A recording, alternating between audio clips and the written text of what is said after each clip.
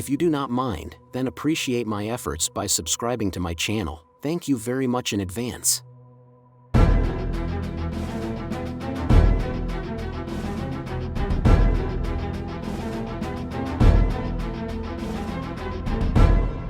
Welcome to Special News Channel. The situation in Russia is getting worse. The war between Russia and Ukraine has caused countless lives and financial losses. The war that started with Russia's invasion of Ukraine, on the other hand, actually hurt Russia the most. The Russian administration, experiencing great disappointment, was shaken by an unexpected statistic: poor combat tactics, limited air protection, lack of flexibility, and repeated mistakes by commanders led to huge losses for Russia.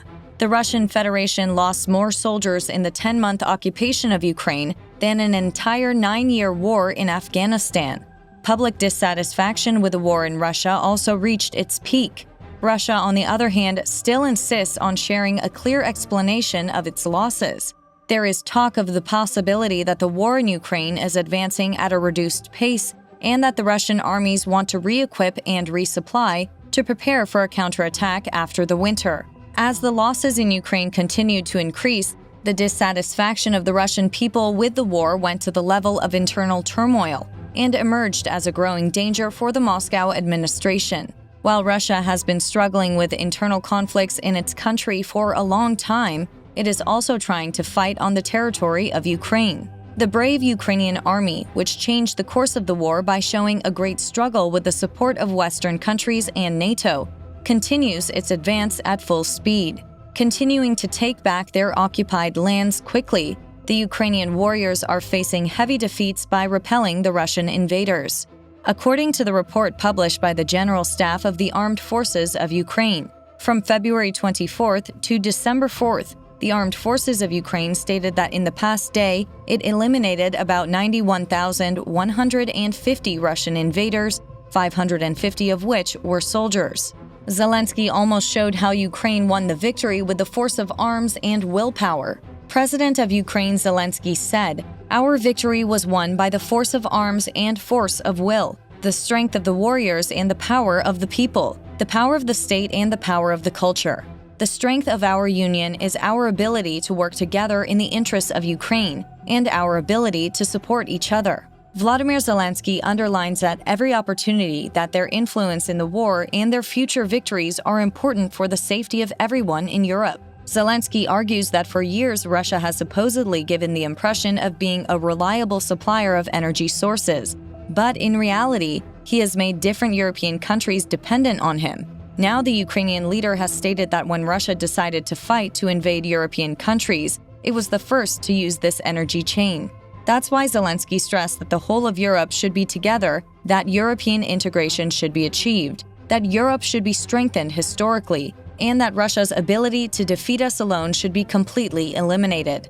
Continuing to maintain its power and influence with the support of the West, the Ukrainian army is advancing at full speed to wear out Russia by continuing its attacks.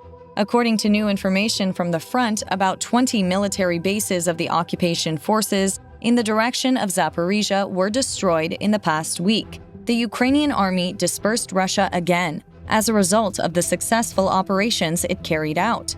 It is said that the Russian leader, who was cornered at every opportunity after the heavy blows and humiliating defeats he received in a row, took a series of new decisions. The Russians have been in a hurry for a long time. There was news of a new withdrawal from the Russian troops. The failures it's experienced on the territory of Ukraine caused Russia to take a step back day by day. The Ukrainian army is chasing the Russian invaders.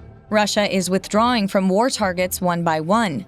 Ukrainians are taking firm steps towards victory. Russian President Vladimir Putin is ready to give up.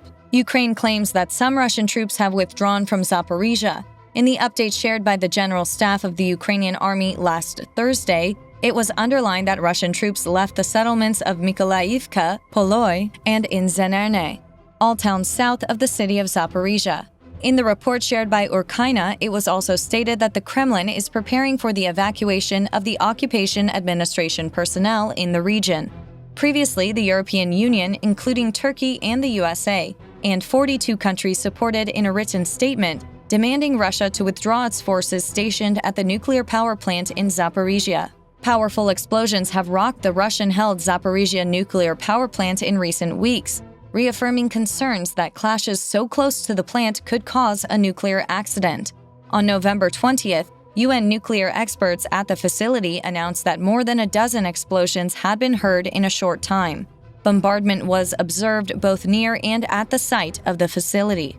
Rafael Grossi, Director General of the UN's International Atomic Energy Agency, hopes to reach an agreement with Russia and Ukraine on the protection of the plant by the end of the year. As a result of all these developments, Russia seems ready to leave the occupied Zaporizhia nuclear power plant area in return for an uninterrupted oil and gas transit through Ukraine. A source close to the Kremlin and an interlocutor close to the Russian government claims that the Russian Federation is ready to secede from the Zaporizhia NPP, but does not plan to leave Zaporizhia Oblast entirely.